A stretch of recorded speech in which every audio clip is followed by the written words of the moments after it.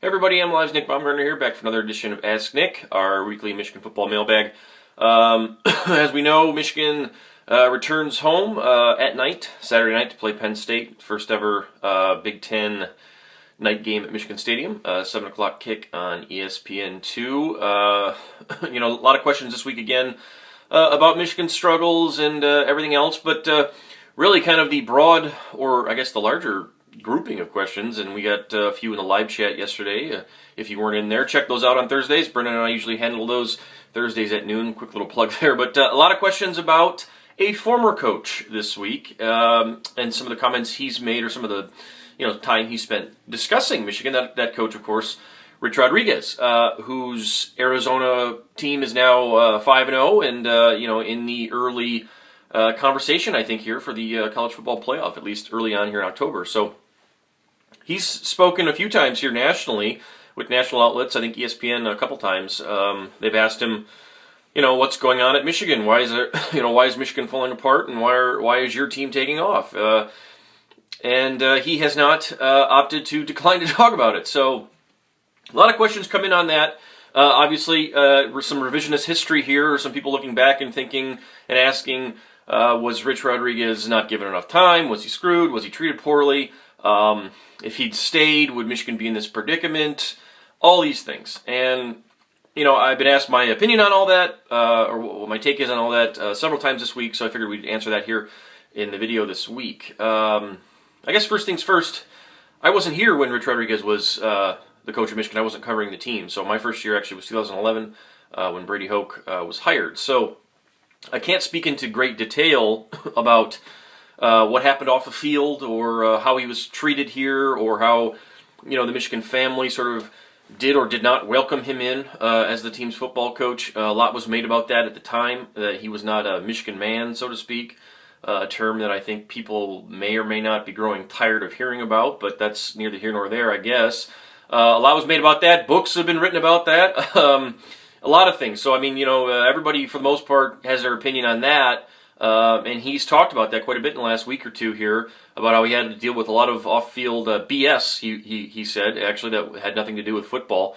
From the minute he got here, a lot of off-the-field situations. And I don't even think that really necessarily involves the NCAA stuff. I think everybody kind of points to that as the biggest off-the-field hiccup he had or whatever, but that was obviously distraction. I'm not sure that's exactly what he's talking about. Maybe it is, but I think it's more of the Michigan community not necessarily accepting him or his style or anything else, and Michigan ultimately not really giving him a chance. So when we really get down here and look into it, he was given 3 years. He was 15-22. He was 6-18. His offense was ranked somewhere in the hundreds the first year, somewhere in the 50s the second year.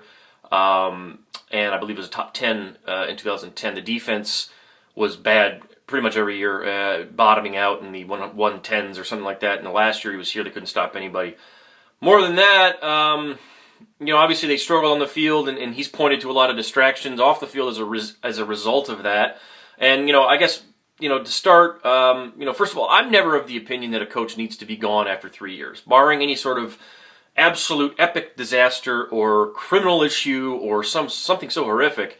3 years to me just isn't enough time for anybody to build a program. I just don't think that's enough. I really don't. It's close to being enough, but it's not quite. I think 4 years is really the fair. Let's give somebody 4 years and see what they can do. In today's world, I know everything's microwaved. In an ideal world, you'd give somebody longer than that. But in a high pressure situation such as Michigan, I think 4 years I believe. Looking back on it, 3 years was a little bit too short. Should he have gotten a fourth? I think you could debate that one. If he had gotten a fourth, would that have meant none of this would be happening, that Michigan would be all fine and everything would be great and they'd be competing for Big Ten titles?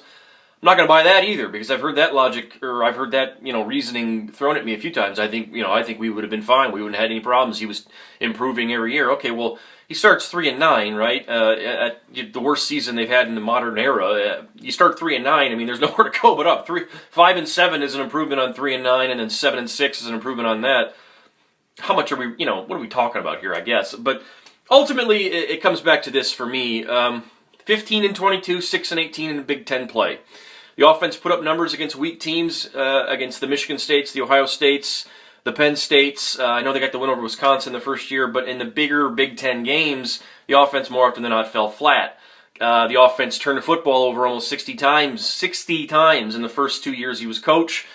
The defense couldn't stop anybody. If he dealt with off-the-field problems from former players, coaches, what have you, that were, as he put it, sabotaging his program, that's one thing.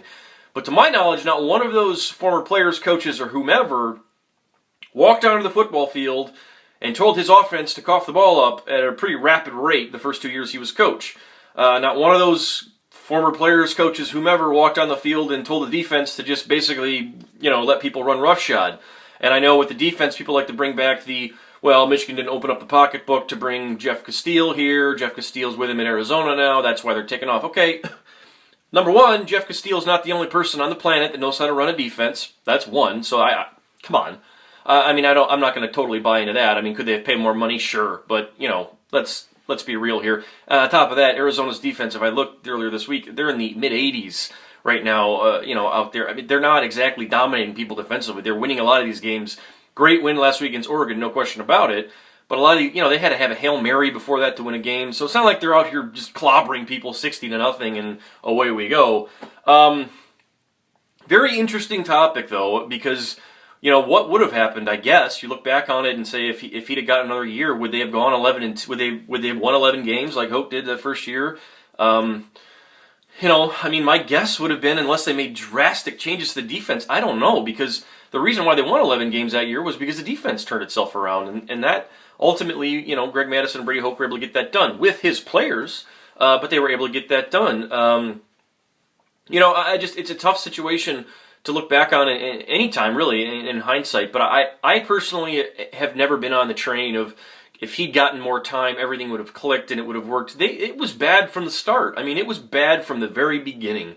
And for anyone to suggest otherwise, that they were making these massive leaps every year and they were right there, I mean, come on, you're selling air at that point. You're selling just hope. And it's easy for him and anybody else to sit there and say, of course it would have taken off, because we have no idea. And on top of that, who knows what would have happened? It could have gotten worse. It could have gotten better. Who knows?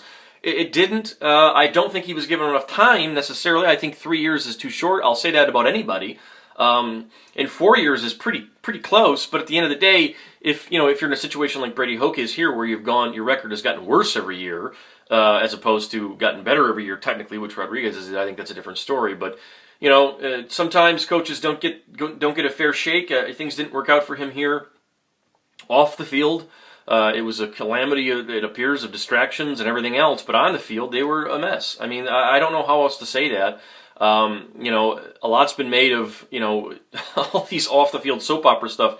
Look, folks, at the end of the day here, forget all this stuff. Forget what the Bo guys want, or what the Lloyd guys want, or who this guy wants, or whatever.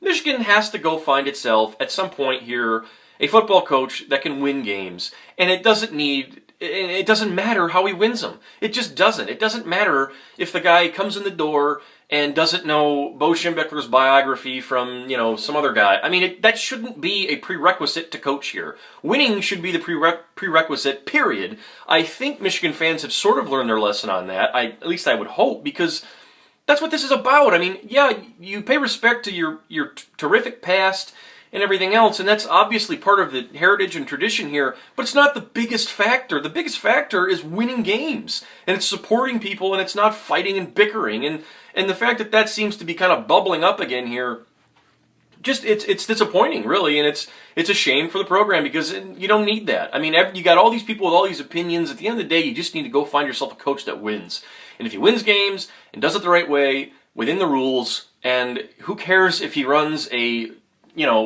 triple option or a 5-wide air raid. It doesn't matter. If he's winning games, who cares? And that's ultimately where this place needs to go. It needs to find something, and if that's Brady Hoke, ultimately, then fine. But if it's not, you need to find somebody that wins football games for you. It doesn't have to be somebody who comes in here.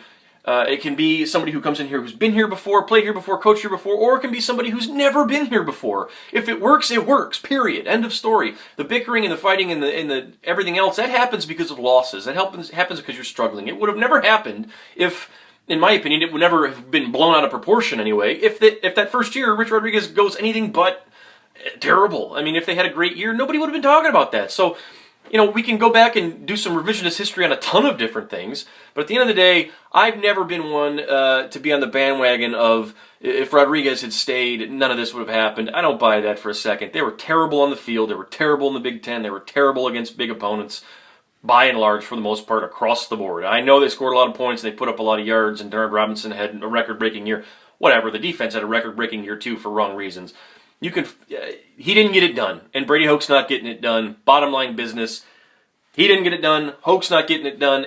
Nothing else matters. Find a guy who can do it. If that's Hoke, great. If it would have been Rodriguez, it wasn't. So you move forward. There's no sense looking back now. All you have is the here and now and the future, and that's all you can focus on. So interesting topic, no question about it, and that's why I wanted to tackle it in this mailbag, because I think people do find that interesting and like to talk about it. So hopefully, that's my side of it. Other people have their opinions, and that's perfectly fine too. Everybody can share whatever they want. So for the rest of the questions this week, check out the post below, and Brendan and I will be back Saturday night with the live chat and a little video after the game to wrap up Michigan-Penn State. So take care, everybody, and we'll talk to you then.